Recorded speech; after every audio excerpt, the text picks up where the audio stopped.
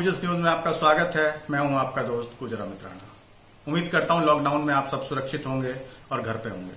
मैं भी घर पर ही हूं, बाहर नहीं निकल रहा, घर से ये वीडियो बना रहा हूं। दोस्तों, आज हम बात करेंगे चंबल की।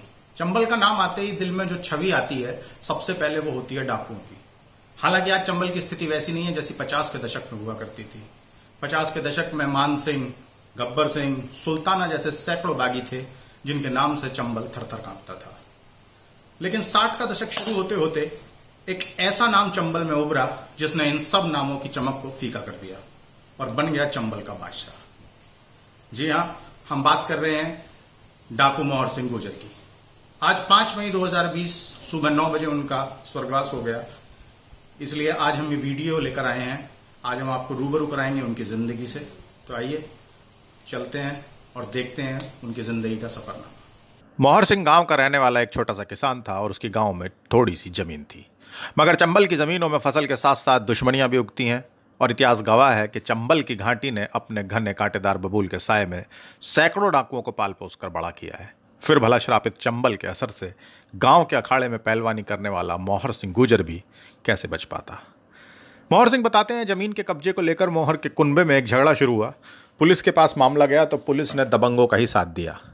केस चलता रहा। इस मामले में मोहर सिंह गवाह था। एक दिन मोहर सिंह को उसके दुश्मनों ने पकड़कर गवाही न देने का दबाव डाला, मगर मोहर सिंह ने जब यह बात ठुकरा दी तो उन्होंने उसकी बुरी तरह पिटाई कर दी। बुरी तरह से अपमानित मोहर सिंह का कोई और रास्ता नहीं सूझा तो उसने अपने दुश्मनों में से एक को गोलियों से भून दिया और चंबल की राह पकड़ ली। क्या वजह थी, मतलब वहाँ जाने का क्या कारण था, कैसे चले? आपस में झगड़ा हुआ था। किससे? हमारे भाई बहनों में ही। अच्छा, भाइयों से ही आपस में? आपस में। अच्छा, जमीन संबंधी रटा था। अच्छा, जमीन का झगड़ा था। तो फिर चले गए चंबल। हाँ। तो भाइयों से जिनसे झगड़ा था उन्हें भी निपटा दिया सबको? एक को निपटा पाओ, फिर राजीनामा है वो। अच्छा, एक को निपटाते फिर राजीनामा हो गया। जब वो चंबल में कूदे तो उन्होंने वहां पहले से चल रहे गैंग में शामिल होने की कोशिश की, लेकिन कम उम्र और नौसिखिया होने के कारण किसी ने उनसे सीधी मुंह बात नहीं की। बस फिर मोहर सिंह ने अपना गैंग बनाने की ठानी और उस जमाने में 100 आदमियों का अपना खुद का गैंग खड़ा कर दिया। मोहर सिंह ने बताया कि उन पर पुलिस ने कुल 400 से अधिक मुकदमे दर्ज किए, जिनमें से उन्होंने अपने हाथ से केवल 40 लोगों की हत्या की, बाकी सबकी गैंग के दूसरे सदस्यों ने की। अच्छा, कुल कितने लोगों से रहा, मतलब जब चंबल में रहे तो कितने लोग मारे होंगे कम आपने तकरीबन? मैंने तो थोड़े मारे होंगे, वैसे 400 मर्डर है मेरे ऊपर। 400 मर्डर का मतलब वो था 400 का इल्जाम, पर मारे कम ही थे। मैं तो कम मारता हूँ और मारता संग के। जो कितने थे गैंग में जो मारते थे जो लोग? 100 आदमी गिनाए। आपके 100 गैंग में थे? मोहर सिंह बताते हैं कि उस जमाने में जिस भी पैसे वाले का उनको पता चल जाता था उसको वो अपनी पकड़ बनाकर उठा लेते थे। तो कितने लोग उठाए होंगे वैसे जो है उस दौरान? बाका तो जैसा पैसा वाला को पल्ले पड़े को मुखौल ने बताया उसे उठा लिया, उसे जितना जो मिले उसे उठा लाए थे पैसे वाला। तो नहीं, कितने उठाए होंगे फिर भी तकरीबन? जितो कुछ पार ही ना रहा। अच्छा, कुछ याद नहीं कितने थे। इसके अलावा वो ये भी बताते हैं कि उनके पास कुछ पैसा नहीं बचता था, क्योंकि जो भी पैसा पकड़ से आता था वो गैंग के खर्चे में ही लग जाता था। उनके गैंग का उस वक्त का खर्चा 1 लाख रुपए सालाना था। जब डकैत रहे तो पैसे वैसे भी जोड़े, कुछ इकट्ठा करा कुछ? पैसा जब पकड़ छूटा थी तो पैसा कहाँ जाता है? हाँ, पैसा तो आता ही नहीं, पैसा तो आता था पर वो कहाँ, मतलब गैंग के खर्चे में ही लग जाता था या कुछ अपने लिए भी जोड़ा? नहीं, गैंग के खर्चे में लगता। 1 लाख रुपया पूरी गैंग में रोज खर्चा हुआ साल 1 लाख रुपया साल का पूरे गैंग का खर्चा था। अच्छा। मोहर सिंह ने अपना गैंग बनाया तो पुलिस ने उसके सिर पर 2 लाख का इनाम और गैंग पर उस समय का सबसे ज्यादा 12 लाख का इनाम घोषित कर दिया, जिससे वो चंबल का सबसे महंगा और वांछित डाकू बन गया।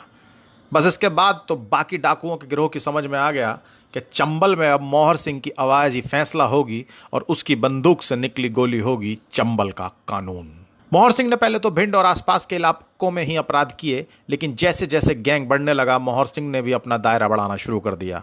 चंबल में मोहर सिंह की बंदूक गरजी तो उसकी आवाज से 3 राज्यों की पुलिस के कान बहरे होने लगे, उत्तर प्रदेश, राजस्थान और मध्य प्रदेश। मोहर सिंह बताते हैं, उस जमाने में उनके पास सब तरह के हथियार थे, यहाँ तक कि हैंड ग्रेनेड भी उनके पास थे। उस जमाने में क्या क्या हथियार रहते थे आपके पास? हम पे सब हथियार है। सब मतलब क्या, वो हैंड ग्रेनेड वगैरह भी रहते थे? हाँ, ग्रेनेड भी रहती है, LMG। अच्छा।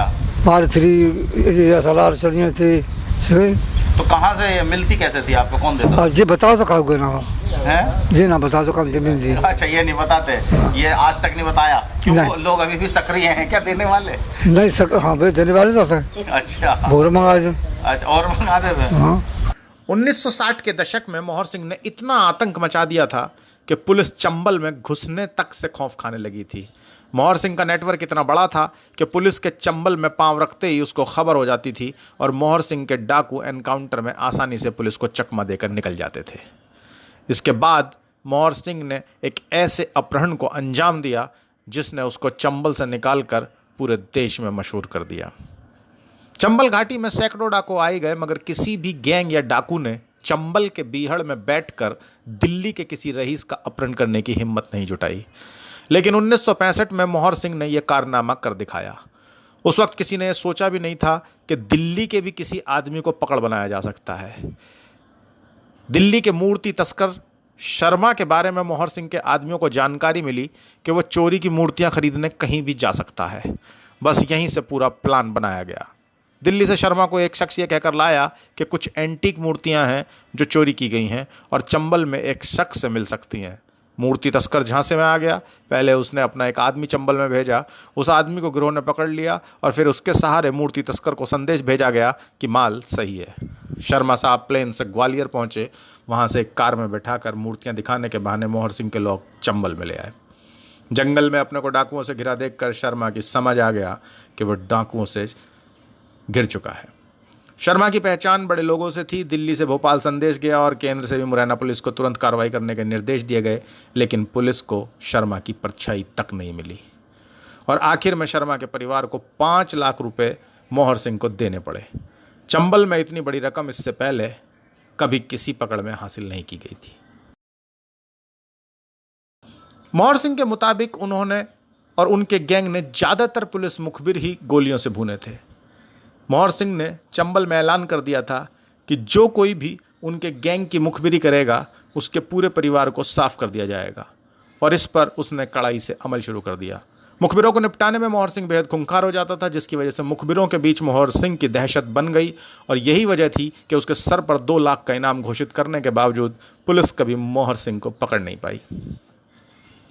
मोहर सिंह के मुताबिक लगभग 14 साल तक के उसके दस्यु जीवन में लगभग 76 बार उसका और पुलिस का आमना सामना हुआ और हर बार मोहर सिंह बच निकला। पुलिस से इतनी मुठभेड़ के बाद भी मोहर सिंह को कभी डर नहीं लगा, लेकिन इंदिरा गांधी के कहने पर उन्होंने 1972 में सरेंडर कर दिया। तो कभी ऐसा टाइम आया बीच में जब डर लगा हो कि यार ये जो है गलत उसमें आ गए, या कभी डर का लगा तो वही काम पे फिर का को डर लगा तो अच्छा, उसी काम पे रहते तो डर नहीं लगता था? नहीं, कोई डर नहीं। अच्छा, तो फिर सरेंडर कैसे क्यों किया था, क्या वजह रही थी? ऐसे नेता लोग फंस गए और कुछ इंदिरा जी की मेहरबानी थी। अच्छा, तो उन्होंने करा हो। अच्छा, उन्होंने मिलकर सरेंडर कराया।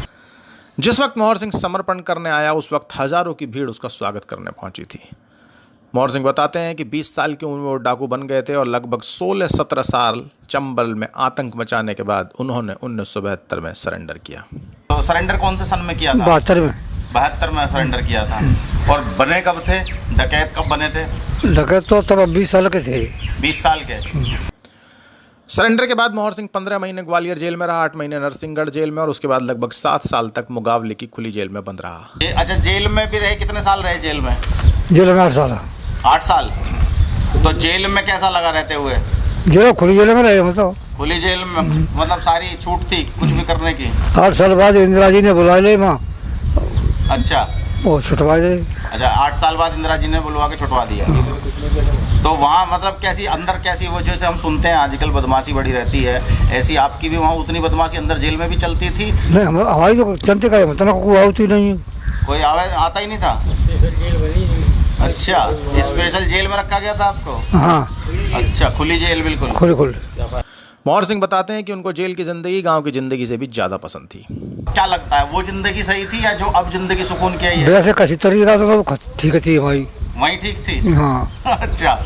मोहर सिंह जेल में सजा काटने के बाद महगांव लौट आया और राजनीति में भी हाथ आजमाया। उसने नगर पालिका अध्यक्ष का चुनाव लड़ा, जिसमें उसके खौफ से किसी ने उसके सामने पर्चा नहीं भरा और वो निर्विरोध अध्यक्ष बन गया। अच्छा, नगर पालिका अध्यक्ष निर्विरोध बन गए थे या चुनाव लड़े थे? निर्विरोध। अच्छा, कोई सामने ही नहीं आया लड़ने? नहीं, कौन नहीं अच्छा आया। ना भरा डर से किसी ने? नहीं, कौन नहीं भरा। समाज के लोग मोहर सिंह की बहुत इज्जत करते हैं, क्योंकि बीहड़ में रहते हुए उसने अपने गैंग को सख्त हिदायत दी थी कि गैंग का कोई भी सदस्य किसी भी लड़की या औरत की ओर आंख उठाकर ना देखे, नहीं तो मोहर सिंह उसको खुद सजा देगा। और इसलिए उसके गैंग के ऊपर किसी भी गांव में बहू बेटी को छेड़ने या परेशान करने का कभी कोई मामला दर्ज नहीं हुआ। तो ये थी डाकू मोहर सिंह पर हमारी एक खास रिपोर्ट। अगर आपको ये पसंद आई हो तो इसको लाइक करें और शेयर करना ना भूलें।